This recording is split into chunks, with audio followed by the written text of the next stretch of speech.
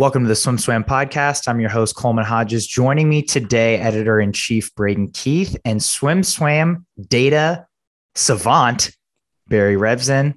We are breaking down the 2021 ISL match number 11 play-in match to see who will move on to the playoffs of the bottom four teams.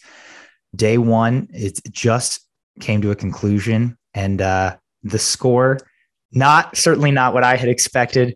Braden, let me hear it. Coleman, I told you.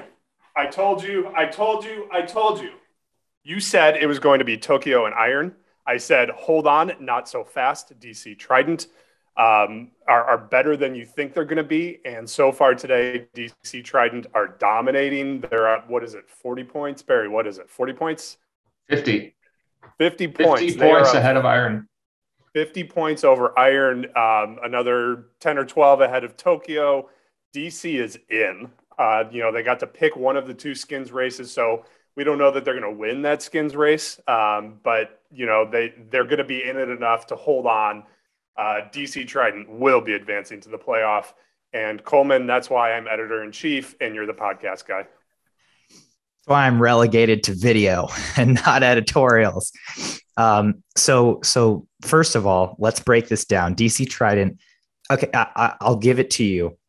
I think people were like, okay, yeah, DC can make it. I don't think anyone saw them 50 points ahead after one day. So this is a really good performance for them. Barry, break it down a little bit. You've run the numbers, you've run the simulations. What did you see for DC heading into this play-in match? So going into this match, DC's had some very different performances. Like if you compare their performance in match one versus you compare their performance in match five, where they really just went off and won a whole bunch of events, right? It really depended on like which DC team that we were going to see today, right? Because if we saw the match one DC team, it's really up in the air between the three teams. But the match five DC team like really was like on paper going to do very well today. And what we saw today was actually a DC team that is doing even better than they did in match five in terms of like a lot of performances. And so that's panning out. Like, I certainly did not see them being ahead by, 50 and a half points. So that's a pretty remarkable day for them.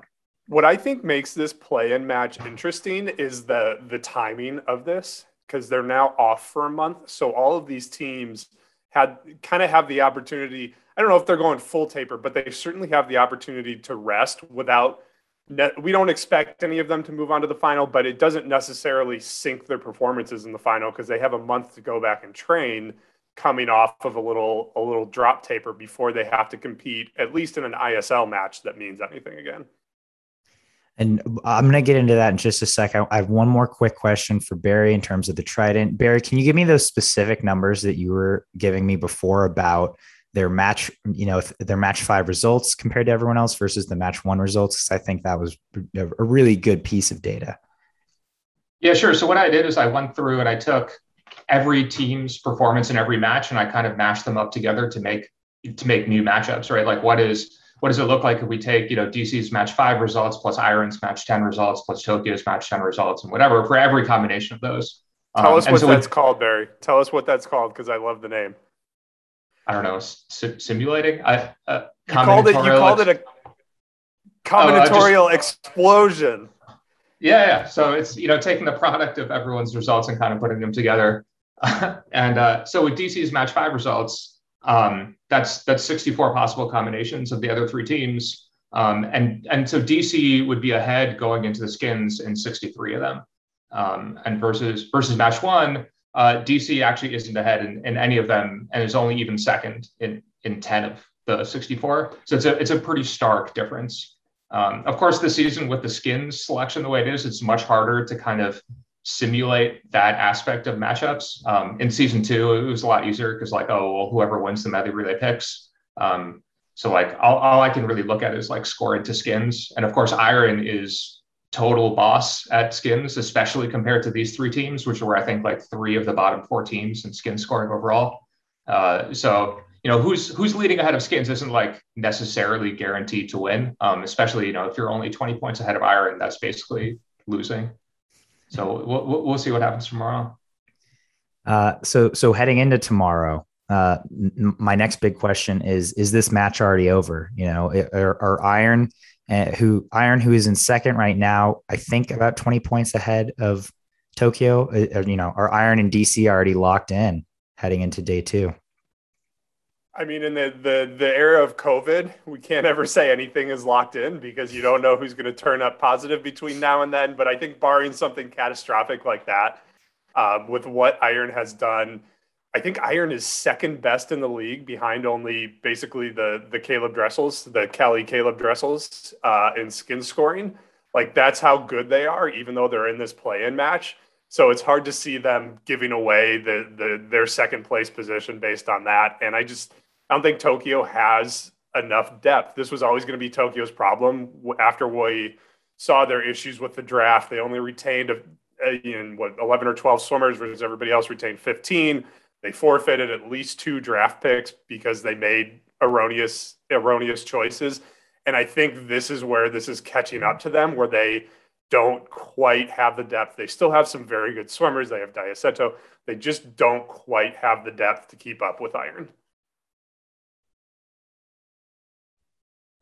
I agree with you there. I mean, I like to think that this match is over already, but for the sake of ISL won't want us saying that. They're going to watch this and not be happy about us saying that.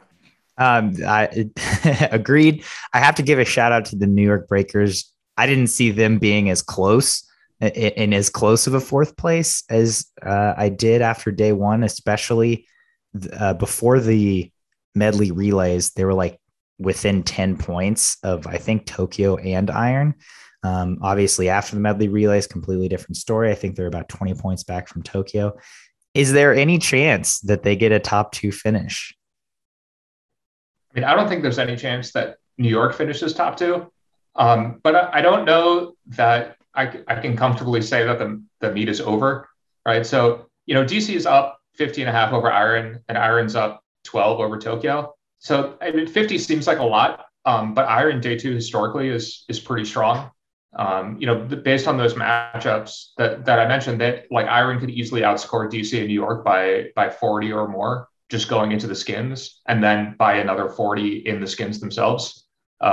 So it's a little early to say. Like, it's certainly possible that Iron still wins this meet, and it's certainly possible that, although I think a lot less likely, that the Tokyo passes up Iron going into tomorrow, but it's still a lot that could happen. So Barry, put us in the mindset of DC choosing the men's skins stroke. Are they choosing that to try to win the meet, or are they choosing that to give themselves the best chance of holding on to top 2, do you think? Which, quick note, I don't think we've announced it yet. Women's skins breaststroke, men's skins free. Breaststroke chosen by Iron, men's skins freestyle chosen by DC. Go ahead, Barry. So I think on the men's side, so DC had a choice between freestyle and butterfly was what the strokes got reduced to. And I think for DC, actually, that ends up being an extremely easy choice to make. So for Iron, they have Nicolas Santos, who is just by far the best person in this field, to the point where, you know, he will jackpot 5, maybe 6 people in the field on the first 50. So, and DC does have Ryan Hoffer in the 50.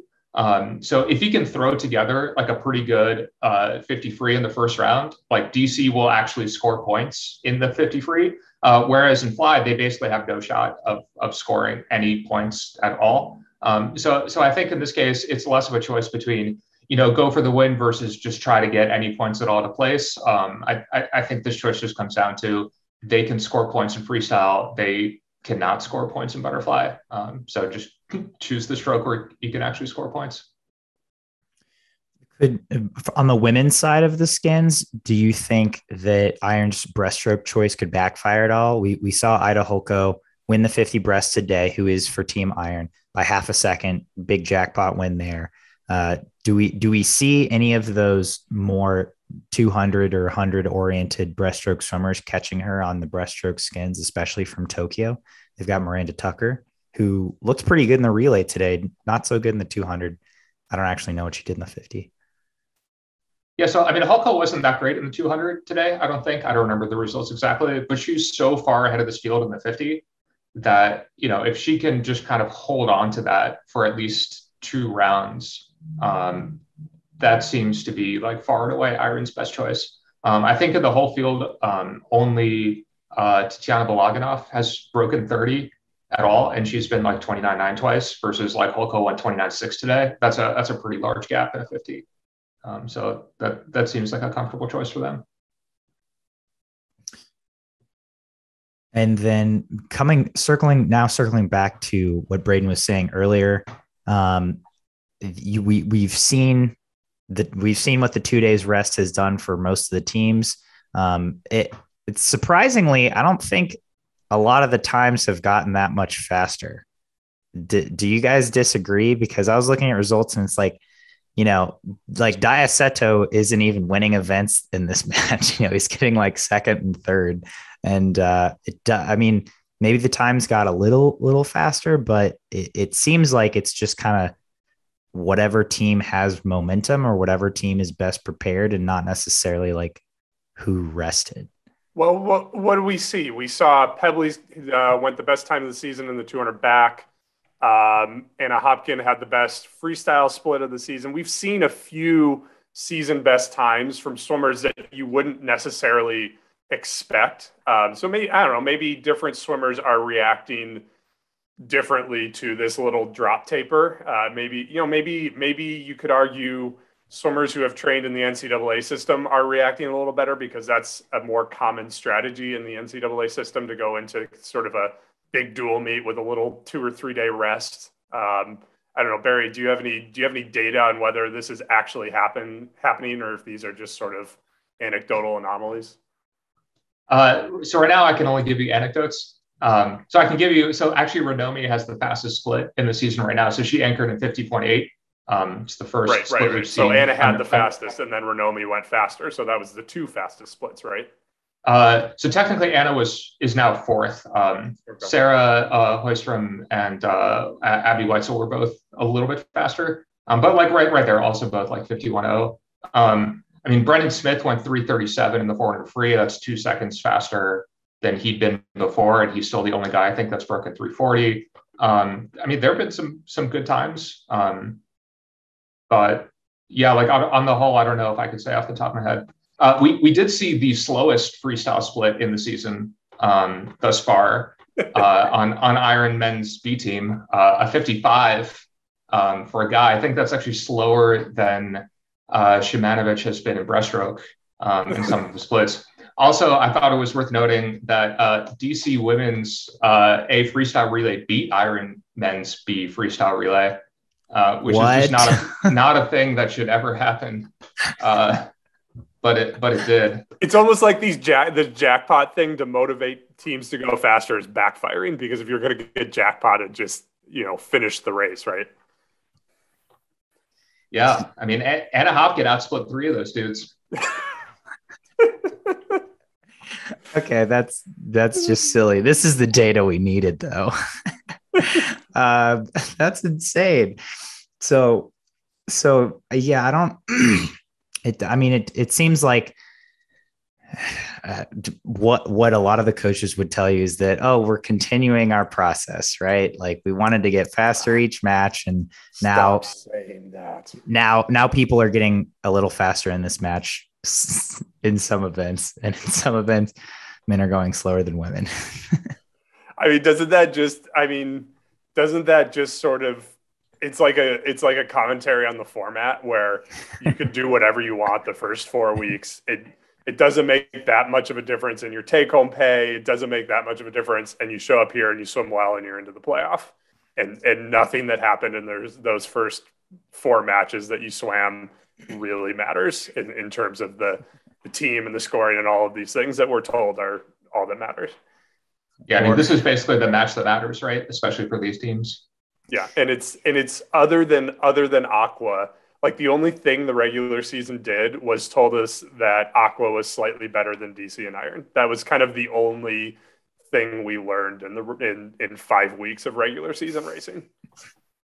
Toronto got pretty good too, but yes. But I still don't think Toronto's going to be in the final. Like, when everybody's back to full strength, I still think Toronto is the 5th team. Oh, I'm not willing to state that as forcefully as I stated that DC would be top 2 here, but like I still think when Ryan Murphy comes back and when LA is maybe a little more focused, I think Toronto is still the number 5 team. I'm not sold on that one. That's gonna be a close matchup to watch. I think it really. So the playoff format's pretty interesting, right? Because it's like kind of round robin, but not really round robin. In that we have these pairs of teams that stick together, right? So like, I imagine. So the top 2 teams are what, Cali and Energy right now, right? And so they will get to swim against whoever the top 2 teams are in this match every time. Versus like LA and Toronto don't have that luxury. So I think it's really going to depend on how those matchups play out. The playoff format is something else. We'll do a whole other podcast breaking that down for everybody. Seriously. But okay. So back to this podcast. I mean, we're just about done here. My last question is just any bold predictions for day 2 of this match number 11 play-in match? Nothing. Coleman will continue to be. I don't have a bold prediction for day 2. I think it's going to be DC and Iron. I think the Breakers always kind of tease us on day 1. They have swum well today, but I think by the end, it's not going to be in doubt what the bottom 2 teams are going to be here. I think it's DC and Iron moving on. Yeah, I think the same. I think Iron's going to slowly move away from Tokyo over the course of day 2, and it might look like it's a lot closer, and then the skins are going to happen, and Iron's just going to blow away Tokyo. And it's mostly just a matter of, can they catch DC or not? You've been listening to the SwimSwam podcast. Stay tuned for new episodes every week. You can take SwimSwam podcast on the go by subscribing on your favorite podcast platform. Look for links in the description below, and be sure to subscribe to our YouTube channel for more videos as well.